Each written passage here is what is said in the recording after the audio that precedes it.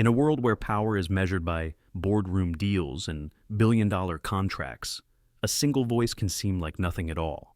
But tonight, in the hushed elegance of the Meridian restaurant, that illusion is about to be shattered. Meet Danielle Washington, a young black waitress who should have been invisible, a girl who carries secrets hidden in plain sight, and a mind sharper than any blade. When she dares to speak up in front of the ruthless CEO Victoria Sterling, what starts as a quiet correction spirals into a public reckoning that will shake the foundations of privilege and prejudice. Before the night is over, fortunes will be lost, empires will tremble, and the world will see that the most powerful weapon isn't money or status. It's the courage to speak the truth. Stay until the end, because the final twist will leave you breathless. Under the dim glow of the crystal chandeliers, the Meridian restaurant hummed with the quiet elegance of whispered deals and polished cutlery. Yet, at table 9, the night's calm had fractured like glass. Danielle Washington, a young black waitress with eyes that held storms, stood poised with a silver tray balanced in one hand and the weight of centuries of quiet indignities in the other. Across from her sat Victoria Sterling, CEO of Sterling Dynamics, a woman whose name commanded boardrooms and whose ambition had built an empire from nothing but sheer will and ice-cold calculation. The tension in the air was thick enough to taste. Victoria's fingers drummed on the table, her manicured nails a precise metronome of disdain. The contract lay open in front of her, its language dense and impenetrable to most, but not to Danielle. A single line, buried in the third paragraph of the termination clause, had caught her eye as she refilled Victoria's glass of Merlot. It was a tiny inconsistency, a legal hairline crack that could shatter the entire deal if struck in just the right way. Danielle's voice had been soft when she'd pointed it out, more curiosity than challenge. But Victoria's response had been a slap, not with hands, but with the smug curve of her lips and the cutting precision of her words. "Are you in the habit of reading over your betters' shoulders while serving dinner?" she had sneered, her voice a low drawl of amusement that carried across the room like poison on velvet. Danielle had felt the heat of every eye in the restaurant turned to her then. A chorus of silent judgments whispered in linen and crystal, but she hadn't flinched. She had spent her whole life learning to stand tall in spaces that tried to make her small. She knew what it was to be doubted because of the color of her skin, the curve of her waist, the braid of her hair. She knew how to let that doubt roll off her like water. She had smiled, just a flicker, and said, "Actually, I noticed a potential problem with the wording here. It might allow for double interpretations in the event of a dispute." The words had hung in the air, quiet but electric, like the first crack of thunder in a summer storm. Victoria's face had frozen, her lips tightening into a bloodless line. Around them, the restaurant had hushed to a breathless stillness. James Peterson, the manager, had materialized like a ghost, sweat beading at his temples. "Danielle, please return to the kitchen," he had said, his voice trembling. But Danielle had stayed. She wasn't there just to serve tonight. She was there because she had read that contract 3 nights ago, during a stolen moment in the staff lounge, the words flowing into her like a secret she was never meant to hold. She had studied it because she couldn't help herself, because the law was in her bones, because for years she had watched her mother sign leases.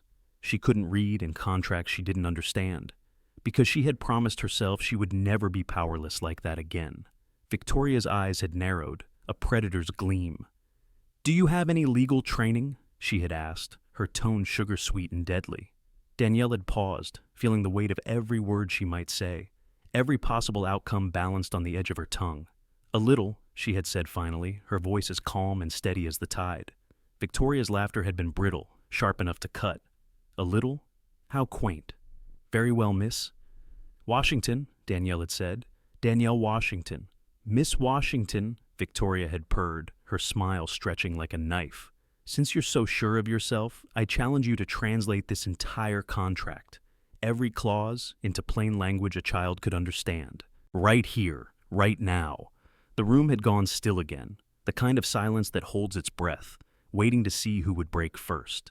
Danielle had looked at the contract, at the crowd of diners pretending not to watch, at the manager who looked ready to faint. She had looked at Victoria, whose eyes glittered with cruel amusement, and then she had nodded. "Are you sure?"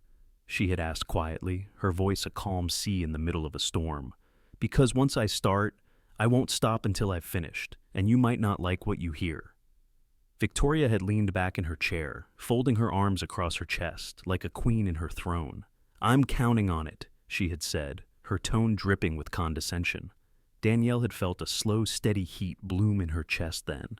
Not anger exactly, but something deeper, something that tasted like destiny. She had taken the contract in her hands, the paper crackling softly under her fingers, and with a breath that felt like the start of a revolution, she had begun to read. Her voice was clear, her words precise, each clause laid bare in language so simple even the child of a sharecropper could understand it. And with every word she spoke, the balance of power in that room began to shift, subtle at first, like the slow turning of the tide, but then stronger, a wave that could not be stopped. Danielle Washington, the waitress with a legal mind honed on kitchen tables and library books, was no longer just a servant. She was the harbinger of truth in a room full of blind ambition.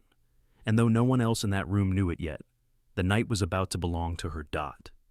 The air in the Meridian restaurant seemed to pulse with an almost tangible electricity as Danielle stood poised, the contract clutched in her hands like a challenge offered and accepted.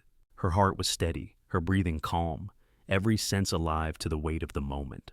Around her, the gentle clink of silverware had faded to nothing, replaced by a hush so profound she could almost hear the collective heartbeat of the room. Victoria Sterling watched her like a hawk circling its prey, eyes sharp and glittering with a predatory satisfaction. "Show me what you're made of, Miss Washington," she purred, the edges of her words honed to a razor's edge. Danielle didn't flinch. She had spent a lifetime preparing for this, though she had never known when it would come. The memory of long nights bent over battered textbooks, of translating legalese into words her mother could understand. All of it coalesced in her mind like steel forging itself in the heat of a forge. She cleared her throat, fingers running lightly over the cover page of the contract, and then she began. "Clause 1, she said, her voice low and even, yet carrying to every corner of the elegant dining room. "Transfer of assets in the amount of $217 million, conditional upon regulatory approval." She paused, letting the words settle into the air like dust. Then she lifted her eyes and spoke again, translating. "In plain English, your company can only buy the other company for $217 million, if the government says it's okay." A murmur of surprise rustled through the onlookers. Victoria's smile didn't waver, but a flicker of something else passed through her eyes, something that looked dangerously close to uncertainty. Danielle moved on, her voice gaining strength with each word. "Clause 2. A 9-day audit period with unrestricted access to accounting records and intellectual property." She paused again, her tone patient and instructive. Translation: "You have 9 days to dig through every secret, every ledger, every piece of technology the company owns. But be careful what you find." The room was utterly still now, forks suspended over plates, conversations forgotten as the diners leaned in, drawn by the gravity of Danielle's words. She felt their curiosity settle around her like a cloak, an invisible audience she had not sought, but now held in the palm of her hand. She turned the page, her fingers steady despite the cold sweat she could feel at the back of her neck. "Clause 3, she said, her tone dropping lower, a hint of steel in her voice. "Termination clause for adverse material change. This clause allows the seller to cancel the agreement if there is any event that alters market conditions, but it doesn't define what counts as significant." She lifted her eyes and locked them on Victoria's. "That means it could be anything, 5%, 50%. It's a trap." A collective gasp rippled through the restaurant, and Danielle saw Victoria's mask of confidence crack just a little, a fissure in the marble facade she wore like armor. But Danielle wasn't done. "There's more," she said softly, turning the page with the precision of someone who had spent countless hours tracing the fine print of contracts by moonlight.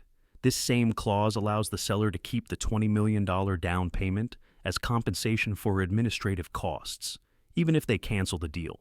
In other words, they can legally steal $20 million from you." Victoria's mouth tightened, her knuckles whitening around the stem of her wineglass. Danielle could see the fury there, but also something else, the first glimmer of fear. James, the manager, hovered nearby, his face pale and anxious. "Danielle, maybe you should," he began, but Victoria cut him off with a sharp gesture. "No," she said, her voice trembling slightly now, though she tried to hide it. "Let her continue. Let's see how far this charade can go." Danielle took a breath, steadying herself. She knew she was walking a knife's edge. knew that every word she spoke was a step deeper into the lion's den. But she would not back down. She had never backed down, not when her mother had been cheated out of her home, not when she had been told she was just a girl from the wrong side of town, not when professors had raised their eyebrows at the color of her skin. She turned to the next page, her voice calm and sure. Clause 4. Intellectual property retention.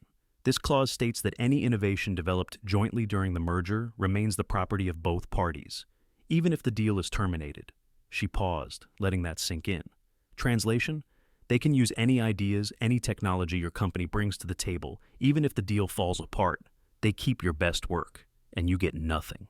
The room was no longer just curious, it was captivated. Cell phones appeared in discreet hands, recording the scene that had transformed from an awkward confrontation to a public reckoning. Danielle didn't mind. Let them record. Let them see. This was bigger than her, bigger than Victoria's fragile ego. This was about every woman, every person of color who had been told to be quiet and smile while the powerful played games with their futures. She turned the last page she intended to read tonight, her voice taking on a final note of quiet authority. Clause 5, Data Access Clause. This gives the seller the right to access all customer data indefinitely, even after the merger.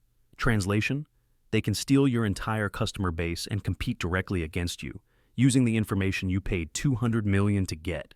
Victoria went pale, the last vestiges of her mask crumbling under the force of Danielle's words. The entire room was silent, the weight of the revelation pressing down on them all like a physical force. Danielle set the contract down on the table with deliberate care, her posture relaxed, but her eyes fierce. "This is what your lawyers missed, Miss Sterling," she said softly, her voice carrying the weight of generations who had been told to hold their tongues. "This is what you would have signed away, your money, your company, your power, all because you wouldn't listen to someone who didn't look the way you thought an expert should." The words hung in the air, a verdict and a challenge all in one. Danielle didn't wait for Victoria's response. She stepped back, her shoulders square, her chin lifted. She had met the challenge, and she had done it with the quiet dignity of someone who had never needed permission to be great. In that moment, the balance of power shifted completely. Victoria Sterling might have built an empire, but tonight, in the hushed silence of the Meridian restaurant, Danielle Washington had built something even more powerful, a legacy of her own. Danielle stood there, the room's hush a testament to the weight of her words, as Victoria's face flickered between red with fury and white with terror, and she felt a profound calm settle in her bones because she had turned the tide. She had cracked the shield of arrogance that Victoria wore like a crown, and every eye in the room now watched, not with scorn, but with something dangerously close to reverence. Yet, Danielle knew she could not stop there, because knowledge was a river that would not be dammed, and justice a blade that cut through all pretense. So she took another breath, steady and sure, and said, "There's something else you need to understand, miss." Sterling, her voice low but unyielding as she flipped to a section buried deep in the contract. Clause 17. It's buried here near the end. It states that in the event of a future dispute, operational control of your company can be transferred to the buyer pending resolution, meaning that even if you challenge them, they can seize control of everything you've built. And the words hit the table like thunder, the echo of them rattling the very air as Victoria's breath caught in her throat, her eyes wide with horror, because this was the clause that could strip her of everything, her legacy, her power, her very identity, and Danielle watched her carefully, noting every flicker of panic, every crack in the mask of composure that had been so carefully curated, because she knew the difference between someone who was merely arrogant and someone who realized, too late, that they were no longer in control, and the silence in the restaurant was absolute, thick enough to cut. As the diner sat frozen, forks still poised above plates gone cold, and Danielle let that silence stretch, let it become a mirror for Victoria to see herself in, because this was no longer just about a contract. This was about the human cost of arrogance and the price of prejudice, and she could feel it in the air, a shift, a tremor of something larger than this room, larger even than this deal, as if the very walls of the Meridian bore witness to a truth long denied, that brilliance and integrity had no color, no gender, only the sharp, clear ring of justice, and Victoria's voice finally cracked through the stillness, thin and brittle. "You're lying," she whispered. But even as she said it, her trembling hands reached for the contract, flipping through the pages with a desperation that made her look small, vulnerable, human. And Danielle's calm never wavered as she said quietly, "Look on page 47, miss." Sterling, the language is right there in black and white. And the hush deepened as Victoria's eyes scanned the lines, her lips moving silently as she read. And Danielle watched the moment of recognition wash over her. The moment she saw her empire balanced on a knife's edge and realized that the person she had dismissed as a nobody had seen it all along, and the quiet in the room turned electric as cell phones lifted, the soft glow of recording lights capturing the scene, because everyone knew they were witnessing something monumental, the night when the mighty fell and the invisible rose. And Victoria looked up at Danielle, her face pale and drawn, her voice a strangled whisper. "Who are you?" And Danielle met her gaze without flinching, her voice steady. "I'm the woman you underestimated, miss. Sterling, I'm the person you thought was beneath you, and I'm the one who's going to save your company from your own blindness." And there was no triumph in her tone, only a quiet resolve that rang truer than any shouted victory. And that was when Robert Mitchell, who had been silent at the corner table, rose and walked slowly toward them, his presence calm and measured, like a judge entering a courtroom, his tailored suit immaculate, his silver hair a testament to decades spent navigating the labyrinth of corporate law. And the entire room turned to him as he paused beside Danielle, his eyes warm with respect and his voice soft but carrying. "In fact, miss Sterling, she's absolutely right." And Victoria's mouth fell open, her eyes widening as recognition dawned, because Robert Mitchell was a name spoken in boardrooms like a spell, the man who had saved companies and destroyed them with the same quiet precision. And Danielle felt the strength of his presence beside her, a confirmation of everything she had said. And Robert looked at Victoria, his gaze level and calm. "I've been listening since the moment this began, and what Miss Washington has pointed out is not just correct, it's essential. It's the difference between survival and ruin." And Victoria's lips parted, but no sound came out. The weight of Robert's words a verdict she could not challenge, and Danielle took a breath, the weight of the moment pressing into her shoulders. But she bore it without flinching because this was her moment, the culmination of every late night, every quiet hour spent learning what the world said she shouldn't know. And she turned to Robert, her voice low. "Thank you, Mr. Mitchell." And he inclined his head, his eyes shining with a kind of paternal pride. "The thanks belong to you, Miss Washington, for seeing what no one else would." And the room seemed to exhale then, a collective breath of realization and awe, because this was no longer about a dinner in a fancy restaurant. This was about a reckoning, about the quiet, unstoppable power of a woman who had been told her whole life to sit down and stay silent. And yet, here she stood, unwavering, unbowed, her every word a testament to the truth that knowledge and dignity knew no color, no gender, no station, only the fierce, unyielding light of justice that would not be ignored. Danielle felt a calm settle over her like a second skin, a clarity of purpose that steadied her hands and lent a quiet power to her words as she turned back to the contract, her fingers gliding over the pages with the certainty of someone who had lived in the shadows of other people's triumphs but never stopped studying the light. And she spoke again, her voice a clear current that cut through the stunned silence of the Meridian restaurant. "Clause 23, she said, her tone even, deliberate. "This clause grants the buyer rights to appoint interim management in the event of any material dispute, effectively handing them the reins of your entire company the moment a disagreement arises." And the words fell into the stillness like stones into water, sending ripples through the air as Victoria's face blanched, her lips parting in a silent gasp that echoed louder than any shout. And Danielle watched her with eyes that were no longer just those of a waitress, but of a woman who had spent a lifetime preparing for this moment. A woman who had learned that true power was not in the boardroom, but in the mind, in the quiet spaces where knowledge was forged and wielded like a blade. And she felt the weight of every woman who had been told to smile and serve, every black voice silenced in the name of politeness, and she spoke for them all, each word a hammer against the chains of condescension. "Translation," she said, her voice soft but relentless. "They can take over everything you built, and you have no say in it once the ink is dry." And the gasp that rose from the gathered diners was sharp, a collective realization that this was no longer a simple business dinner.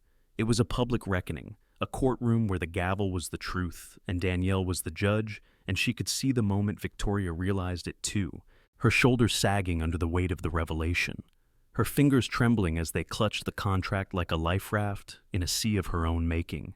And Danielle didn't gloat, didn't let triumph twist her features, because this was never about humiliating Victoria. It was about the truth, about stripping away the polite fictions that had let her believe she could treat someone like Danielle as less than.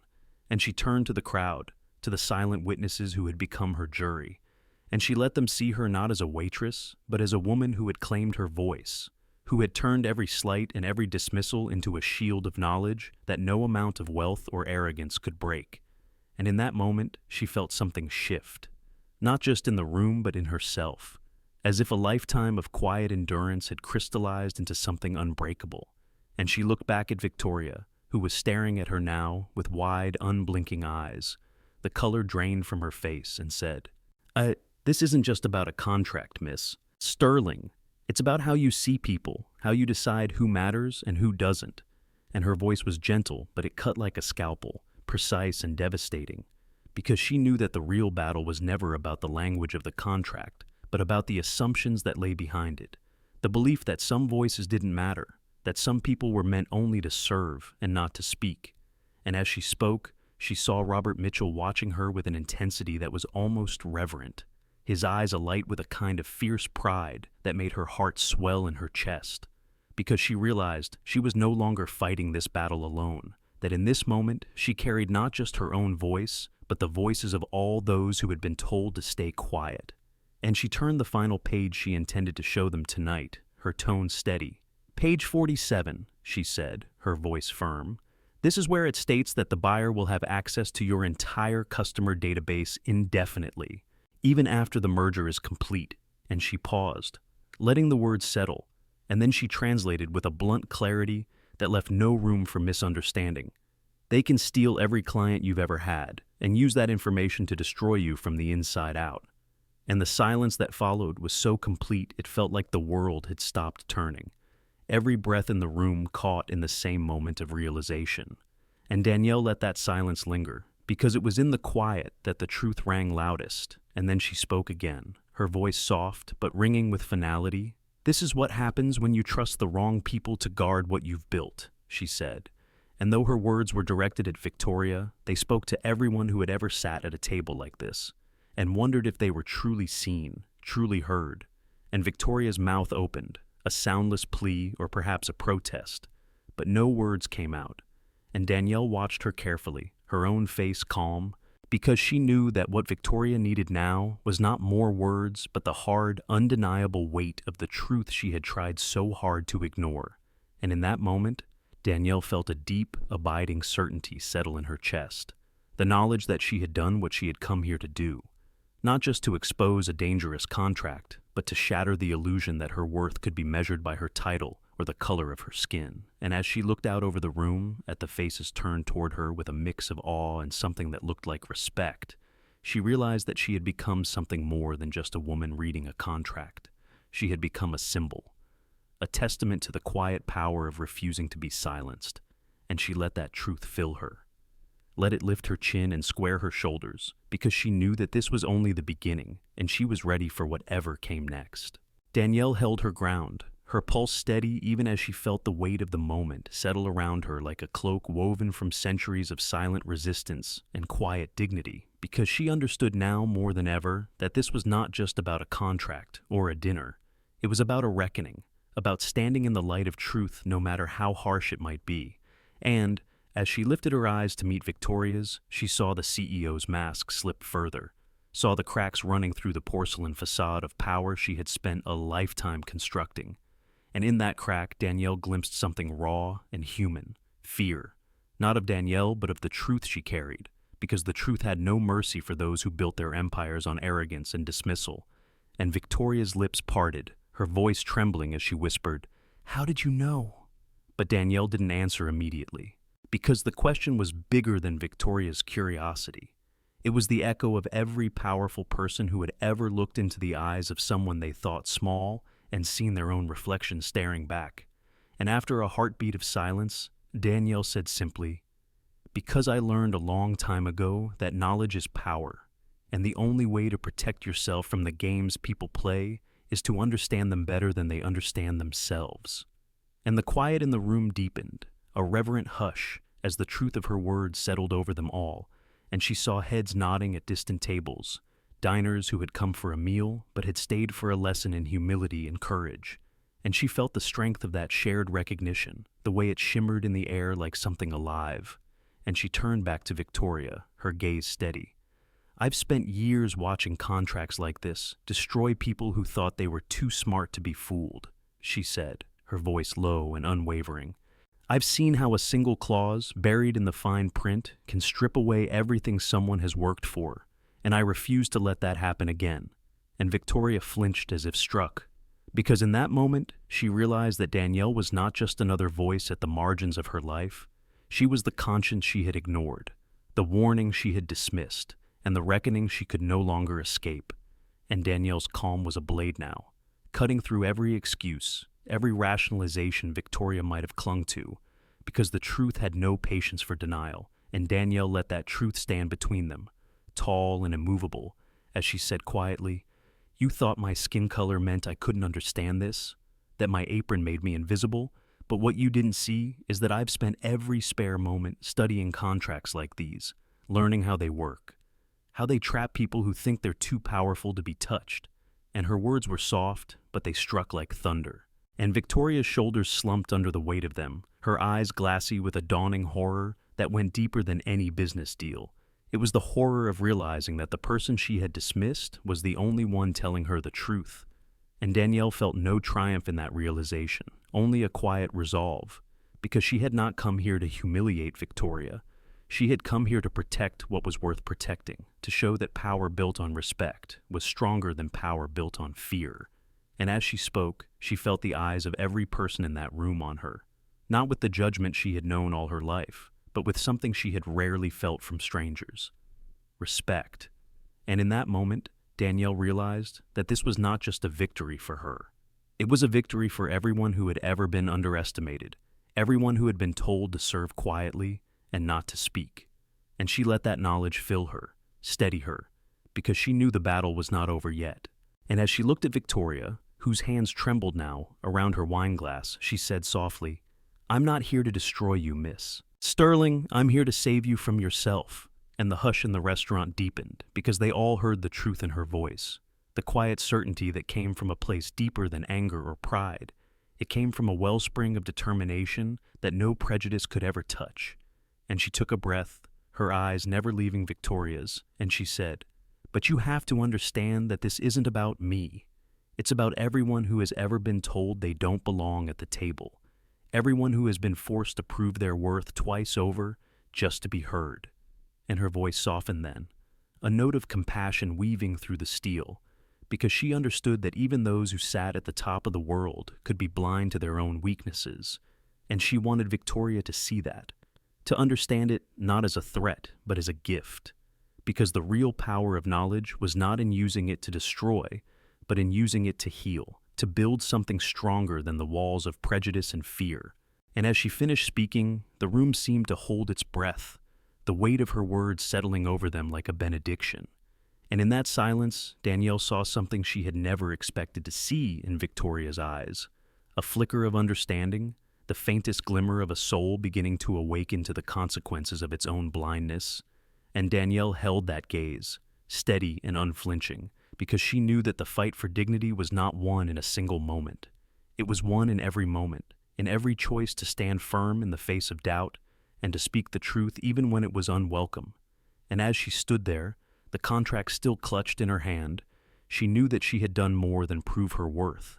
She had shown them all that true strength had nothing to do with money or titles and everything to do with the quiet, unyielding courage of a woman who refused to be invisible any longer. Danielle felt the weight of every eye in that hushed restaurant as she stood there, unwavering, the contract still open in her hands like a relic of the false power it once held, and she let the quiet sink in for a moment longer before she spoke again, her voice steady.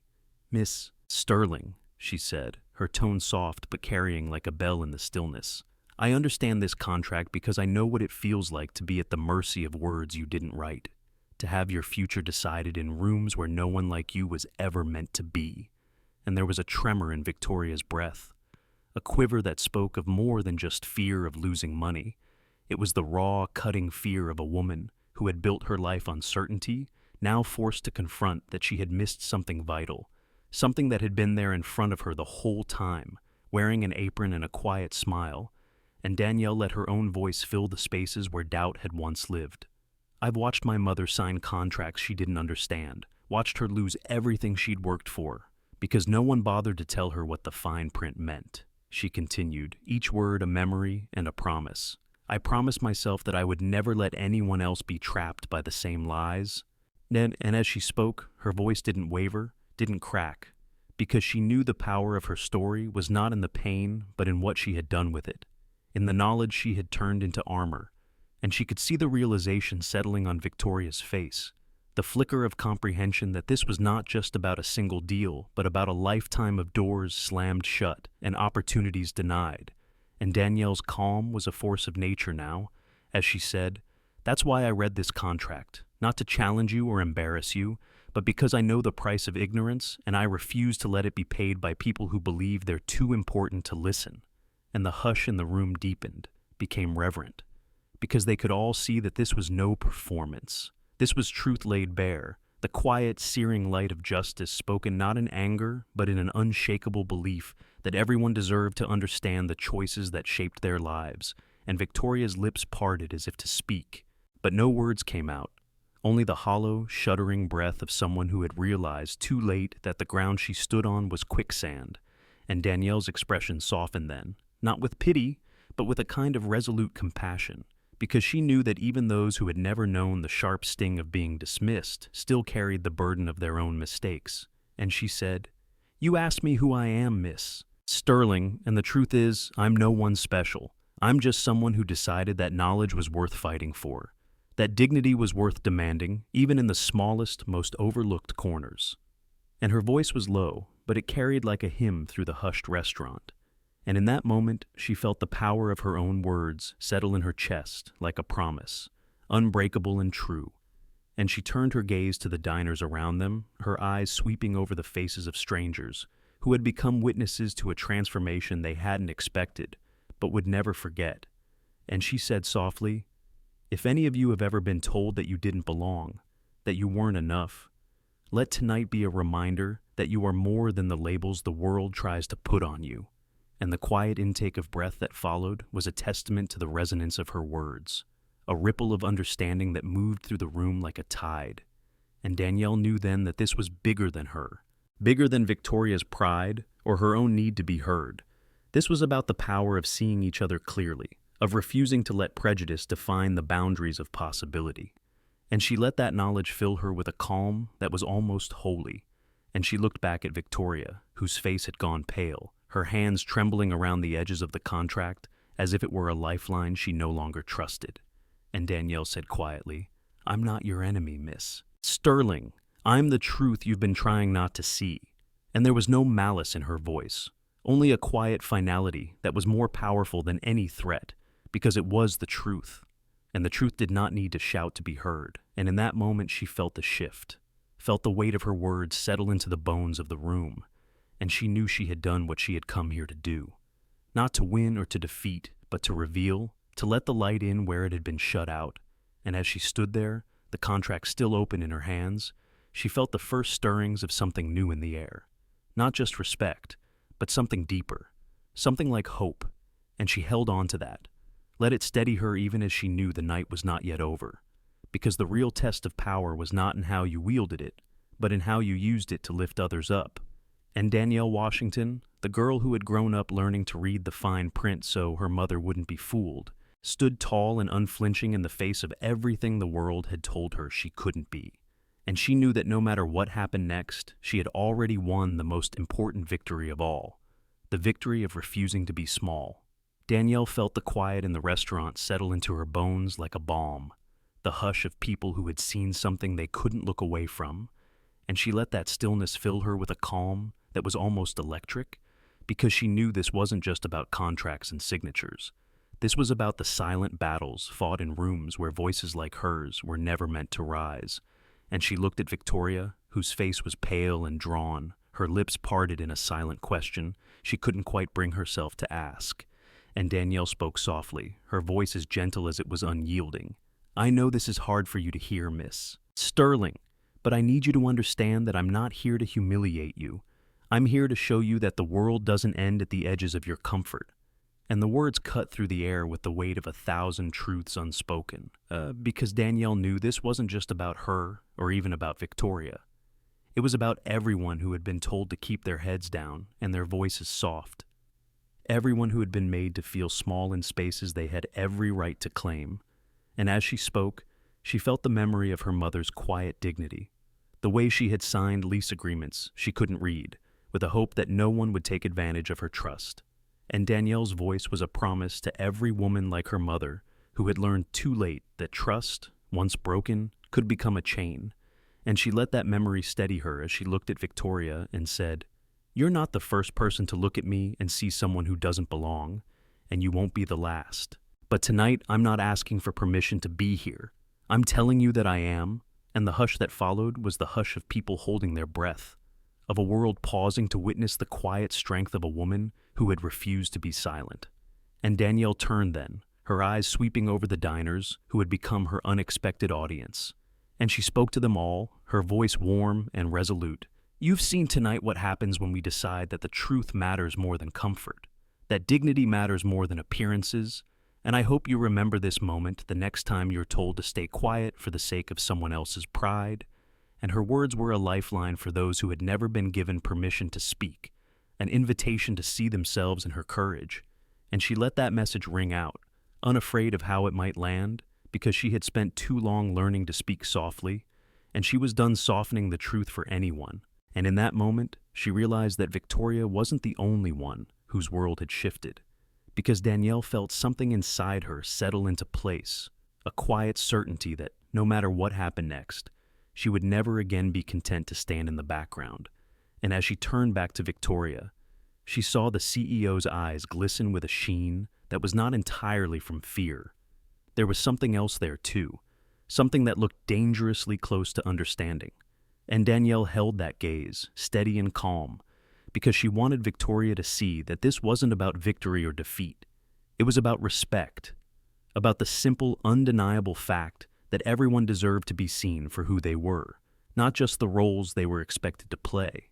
And she let that knowledge guide her as she said quietly, "I'm done translating your contract, miss Sterling. Now it's up to you to decide what you're going to do with what I've shown you." And the words settled between them like a choice, heavy and immovable, and Victoria's shoulders slumped as she looked down at the contract, the fine print that had once been a fortress, now a map of every vulnerability she had refused to see. And Danielle watched her carefully, her own face calm, because she knew that the hardest part was not exposing the truth, but accepting it. And she gave Victoria that space, that quiet moment to reckon with the weight of her own decisions, because Danielle understood that the real power of what she had done tonight wasn't in the pages she had read aloud. It was in the shift she had forced in the way Victoria saw her, the way everyone in that room saw her, and she let that be enough, because she didn't need Victoria's approval to know her worth. She didn't need anyone's. And as she stood there, the hush of the restaurant like a benediction around her, she felt a peace settle in her chest, a quiet knowing that she had done what she came to do, and whatever happened next would not diminish the truth she had claimed for herself. And in that moment, she realized that the most important contracts were never written in ink. They were written in the choices we make when no one else is watching, in the ways we decide to stand up for what matters, even when our voices tremble. And Danielle Washington, the waitress who had been told she was invisible, had just rewritten the terms of what it meant to be seen. Danielle stood there, her posture relaxed, yet radiating a quiet confidence that filled the hushed restaurant like music no one could turn away from. And she felt the weight of the moment settle into her bones, not as a burden, but as a testament to every hour she had spent studying by the flicker of a cheap lamp, every page she had turned while the world slept.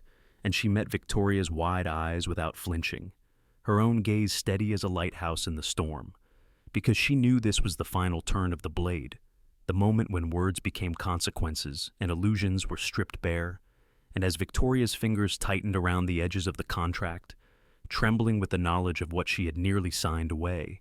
Danielle's voice was a balm and a scalpel all at once, low and even as she said, "Miss Sterling, the decision is yours now. But understand that the choice you make tonight will not just echo in your boardroom or in your profits. It will echo in every person who has watched how you treat those you think beneath you."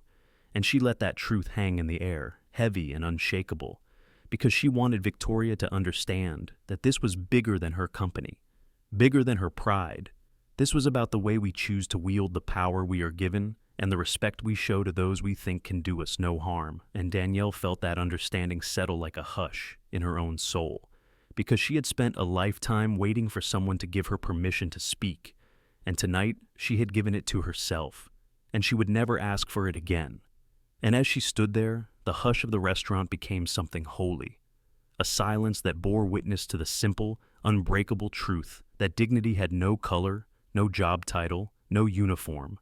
And she looked around the room, at the cell phone still lifted in secret recording, at the faces of strangers who had seen her not as a waitress, but as a woman who refused to be invisible, and she let that knowledge fill her with a fierce kind of peace, because she knew that even if the world went back to business as usual tomorrow, this moment would live on, a quiet rebellion that could never be undone. And she turned back to Victoria, whose face had gone pale as the weight of what Danielle had laid bare settled into her bones. And Danielle saw the crack in the CEO's armor, the place where fear had become something else, humility perhaps, or at least the first flicker of it. And she let her voice soften, not in pity, but in compassion, because she understood that even those who had never been forced to beg for respect still carried the quiet terror of being found out, of being shown that the foundation of their certainty was nothing but sand. And she said gently, "You have a choice tonight, Miss Sterling, to do what's easy or to do what's right, and only you can decide which path you'll take." And she let that choice sit there, heavy as destiny, because she knew that the most dangerous illusions were the ones we told ourselves about who we were and who we thought we had to be. And in that moment, Danielle saw Victoria's eyes flicker with something almost like surrender, and she understood that maybe, just maybe, the woman who had come to this dinner certain of her own invincibility would walk away with the memory of what it felt like to be small. And that was enough for Danielle, because she had never needed anyone's defeat to know her own strength. And as she stood there, the contract still open on the table, like a map of every misstep and every oversight, she let herself feel the weight of her own journey, the long nights, the whispered doubts, the soft prayers she had spoken into the darkness when no one was listening. And she let them all settle in her chest like a promise, that she would never again let anyone's arrogance make her question the worth of her own voice. And she saw Robert Mitchell at the edge of the room, his expression calm and proud as he watched her. And she felt the silent benediction of his approval settle over her like a mantle, because she knew now that respect was not something given. It was something claimed, and tonight she had claimed it, not just for herself, but for every woman who had ever been told to smile and nod, for every black voice that had been talked over in the name of civility. And she let that knowledge steady her as she took one last breath, her chin lifting, her shoulders squaring, and she said in a voice that was soft but carried like thunder, "I'm done here, Miss Sterling. The rest is up to you." And she closed the contract with a finality that echoed through the marble walls like the ring of a gavel, and she stepped back, her presence quiet but undeniable. And in that moment she was more than a waitress, more than a lawyer, more than any label the world had ever tried to pin to her back. She was a force, a testament to the simple, undeniable power of a woman who knew her worth. And as she turned and walked away from the table, the hush of the restaurant broke like dawn, a murmur of voices rising in her wake, and she let it all wash over her. The awe, the surprise, the respect that had once been withheld, but now was offered freely, and she took it in. Not as validation, but as a reminder that the world would always try to measure her worth by its own broken yardsticks. And it was up to her to refuse to be measured by anything but the truth she carried in her bones. And as she reached the edge of the dining room, she paused, just for a moment, to let herself feel the quiet triumph of the night, not as a conquest, but as a promise to herself, that she would never again let the world tell her where she belonged, because she had claimed her place with every word, every breath, and no one could take that away. Danielle stepped out of the golden glow of the dining room and into the hushed corridor that led to the kitchen, the weight of everything she had just done pressing into her shoulders like a mantle of quiet triumph. And as she walked, she felt the stirrings of something new inside her, a calm, fierce pride that hummed beneath her skin like a promise, because she knew that tonight she had not just read a contract or revealed a lie, she had claimed a space that had never been offered to her, had spoken in a voice that the world had once told her to hide. And as she passed the familiar gleam of polished brass and white linens, she saw the other staff members watching her with wide eyes, the hush of the kitchen replaced by a reverent silence that spoke of something unspoken, something shared, and she felt their respect settle around her like a cloak, a quiet acknowledgement that tonight she had stood not just for herself, but for all of them, for every person who had been told to be invisible so someone else could feel important. And she gave them a small nod, a silent promise that she would never forget where she came from or who she spoke for. And then she kept moving, her steps steady and deliberate, because she knew this wasn't the end of the fight. It was only the beginning. And as she reached the door to the staff lounge, she paused, taking a deep breath, letting the weight of the night settle into her bones before she turned the handle and stepped inside. And the quiet hum of the old refrigerator and the soft glow of the flickering overhead light were a comforting contrast to the glittering world she had just left behind. A reminder that power wasn't found in marble halls or crystal chandeliers. It was found in the quiet, determined hearts of those who refused to be silenced. And she set the contract down on the worn wooden table, the final echo of the night's confrontation, and sat down, her fingers tracing the edge of the pages as she let herself finally exhale. And in that moment, alone in the quiet room where she had so often sought refuge, she let herself feel the exhaustion and the exhilaration of what she had done, because she knew that tomorrow the world would wake up to headlines and videos, to the story of a waitress who had outsmarted a CEO. But for her, the real victory was not in the attention or the applause. It was in the simple, unshakable truth that she had stood in her power and refused to let anyone diminish it. And she thought of her mother then, of the long nights and the quiet dignity of a woman who had signed her name on lines she couldn't read, who had taught Danielle that real strength was not in the loudest voice, but in the voice that spoke the truth even when it was hard. And she let that memory steady her as she leaned back in the chair, her eyes closing for a moment, as she let the quiet of the room wash over her. And she knew that this was only the first step in a journey she had been walking her whole life, a journey that would not end here in the soft shadows of the Meridian staff lounge. And as she opened her eyes again, she felt the fire of that journey flicker in her chest, a light that would not be dimmed by anyone's doubts or anyone's fear. And she rose then, her hands steady as she picked up the contract one last time, and she carried it to the office of the manager, James, who stood there waiting, his face pale with the weight of what he had witnessed. And he looked at her, his eyes wide and full of something like awe, and he said softly, "Danielle, I don't know what to say." And she gave him a small smile, her voice calm as she said, "You don't have to say anything, James. Just remember that respect isn't something you give to the people at the top. It's something you owe to everyone." And he nodded, his throat working as he swallowed back words he couldn't quite find. And she saw in his eyes the reflection of everything she had fought for tonight, the quiet understanding that dignity could not be bought or sold, only earned. And she turned then, her steps light as she walked back into the corridor, because she knew there was still one last thing she had to do tonight, one final chapter to close before she could let herself rest. And she made her way back to the dining room, the soft murmur of voices rising as the diners began to speak again, their conversations colored now by the memory of what they had witnessed. And she stepped back into the light, her posture straight and her eyes calm, as she approached Victoria Sterling's table one last time.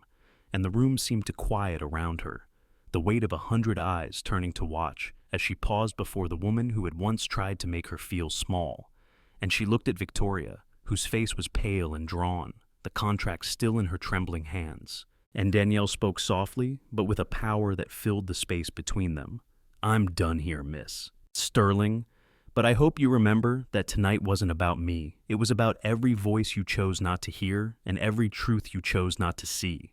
And the words settled between them like a final judgment, quiet and undeniable. And she let them stand, because she knew that the real test of power was not in the ability to command, but but in the willingness to listen.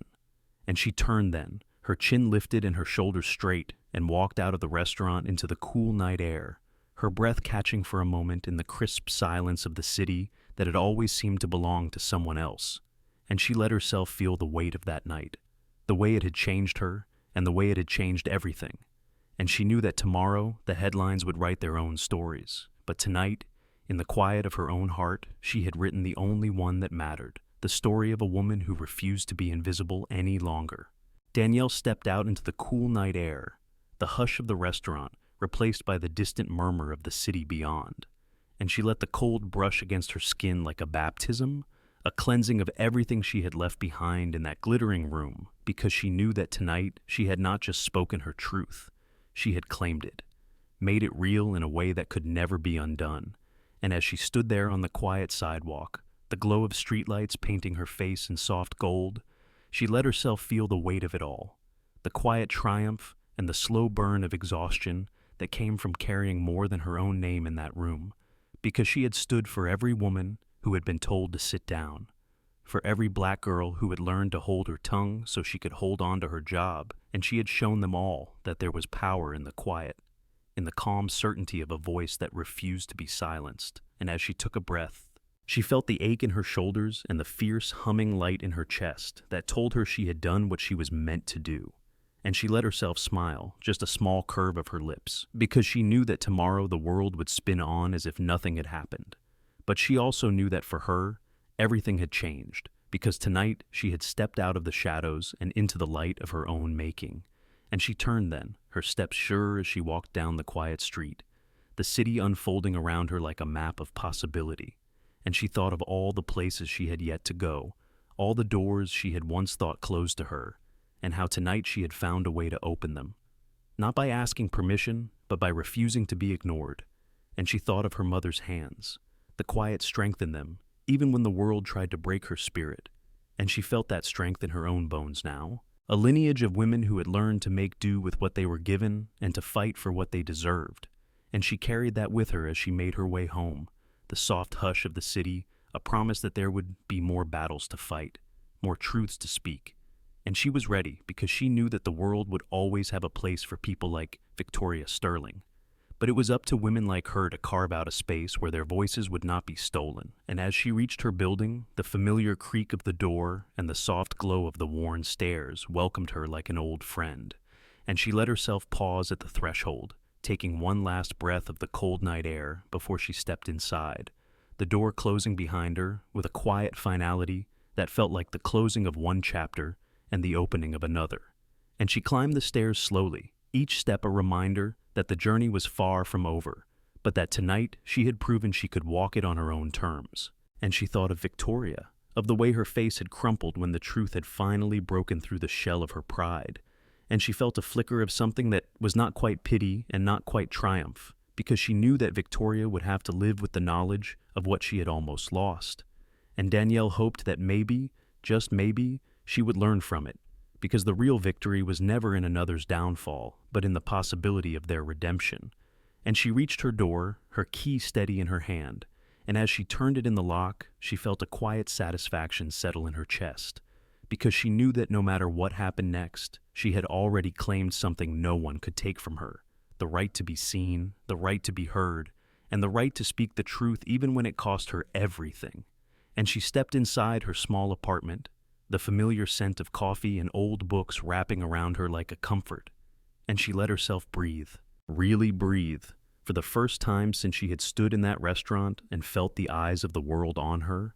And she set the contract down on her kitchen table, the final symbol of the night's battle, and she ran her fingers over it, not as a trophy, but as a testament, a reminder that even the smallest voice could be a force when it refused to be quiet.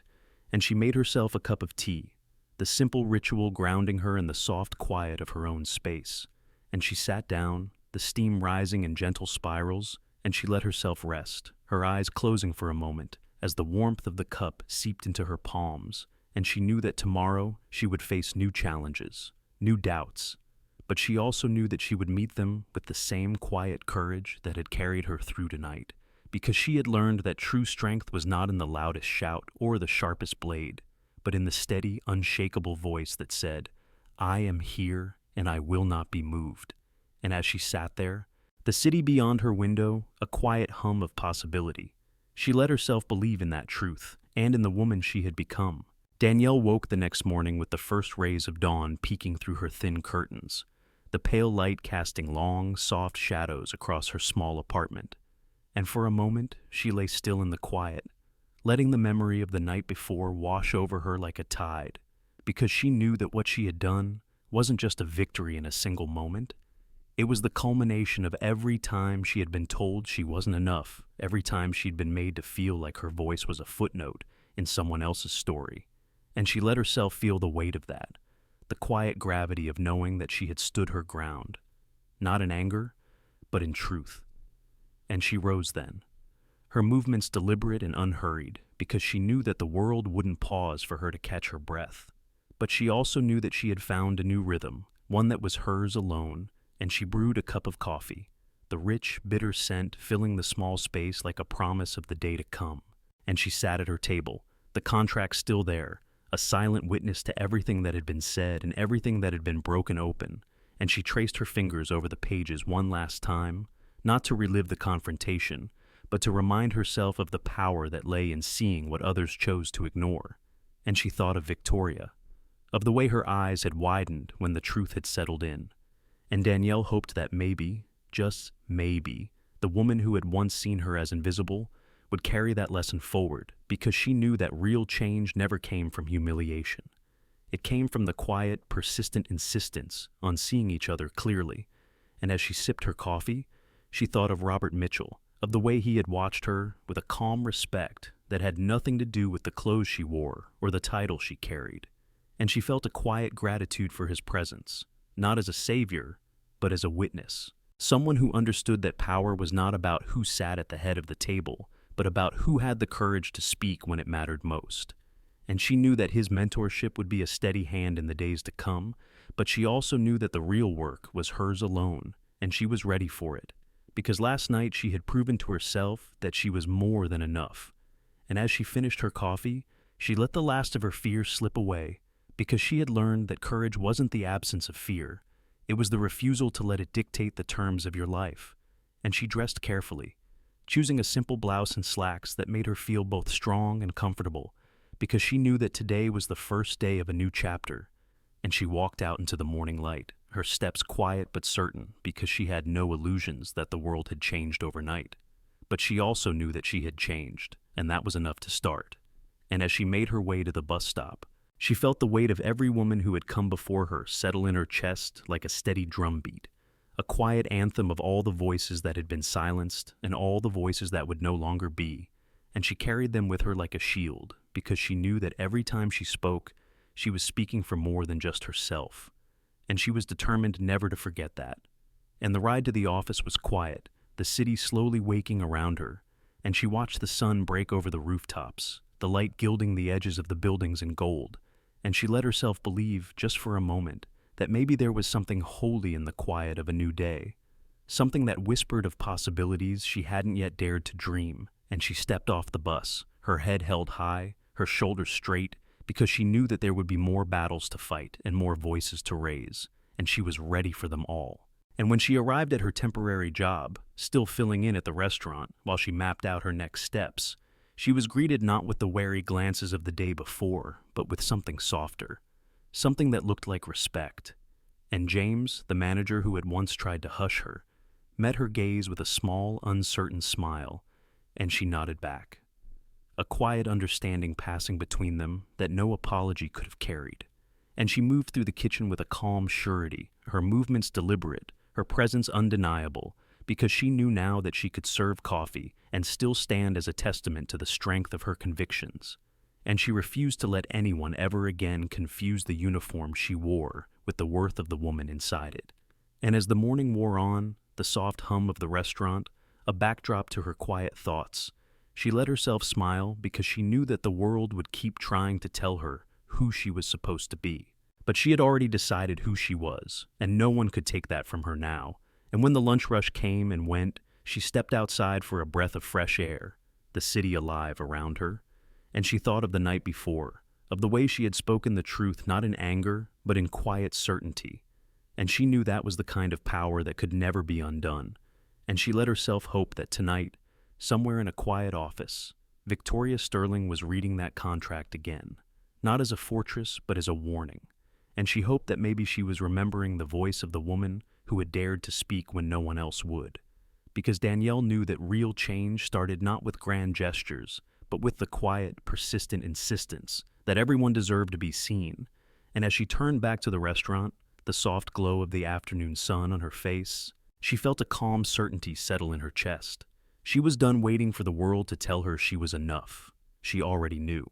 Danielle stood in the doorway of the restaurant's back entrance as the sun began its slow descent behind the skyline, the final rays painting the city in strokes of gold and crimson, and she let herself linger there, the quiet weight of the moment pressing into her bones, because she knew that while the night had passed and the headlines had begun to fade, the real work was only just beginning, and she felt that truth settle around her like a promise as she stepped back inside, the familiar hum of the kitchen wrapping around her like an old friend. And she moved through the space with an ease that was no longer about blending in, but about claiming her own place, her own voice. And she saw James glance up from the pass, his expression open, almost reverent. And he gave her a small, almost shy smile, the kind that said more than words ever could. And she nodded back, a quiet acknowledgement of the shift that had taken root between them. Because she understood now that respect was not something you demanded. It was something you earned by standing firm in the face of every attempt to diminish you. And she had done that, and more. And as she made her way to the front of the house, she caught sight of Robert Mitchell seated at a corner table, his calm presence a reminder that some witnesses were more than just spectators. They were catalysts, and she approached him, her steps measured and sure, and he rose as she drew near, his eyes warm with a kind of pride she had never expected to see from a man who had walked the corridors of power for decades. And he said, his voice low and sincere, "Danielle, what you did last night, it will be remembered, not just by those in that room, but by everyone who saw it. Because you didn't just expose a contract. You exposed a truth that too many people spend their lives trying to ignore." And she felt a warmth bloom in her chest at his words, a quiet affirmation of everything she had risked to stand there. And she said softly, "Thank you, Mr. Mitchell, but I didn't do it alone. I did it for everyone who's ever been told to stay silent." And he nodded, his eyes shining with understanding, because he knew that the real power of what she had done wasn't in the applause or the headlines. It was in the way she had turned her own story into a beacon for others, a quiet light in the darkness that said, "You do not have to accept the world as it is." And as he sat back down, Danielle took a breath, the air sweet with the scent of fresh bread and the faint notes of laughter drifting in from the dining room. And she let herself feel, really feel, the way the world had opened just a little wider for her, not because she had been given permission, but because she had taken it, claimed it with every word she had spoken and every truth she had laid bare. And she knew that there would be more battles ahead. There always were. But she also knew that she would face them with the same quiet, unshakable strength that had carried her through that night. And as she turned away, her eyes caught on the small framed photo near the bar, a black and white image of her mother, radiant and strong, in a way Danielle had never fully understood until now. And she let herself smile, a soft, private thing, because she knew that her mother's dreams lived on in her, in every word she spoke and every choice she made to stand tall. And she let that knowledge settle in her chest like an anchor, because she knew that no matter how the world tried to tell her to stay small, she had already outgrown every box it had tried to build around her. And she stepped back into the dining room then, the soft glow of the evening lights turning the space into something almost sacred. And she moved through it with a calm surety, greeting guests with a smile that was no longer about pleasing anyone, but about sharing something real, something earned. And as she passed table after table, she saw the way people looked at her, not with pity, not with doubt, but with respect. And she let that settle in her heart like a quiet song, because she knew that this was what she had been fighting for all along, the simple dignity of being seen for who she was, not for what she wore or where she came from. And as she reached the last table, she paused, her eyes meeting those of a young girl, no more than 16, her gaze wide and bright with something that looked like hope. And Danielle smiled at her. A real smile, the kind that said, I see you, I hear you, and you are enough.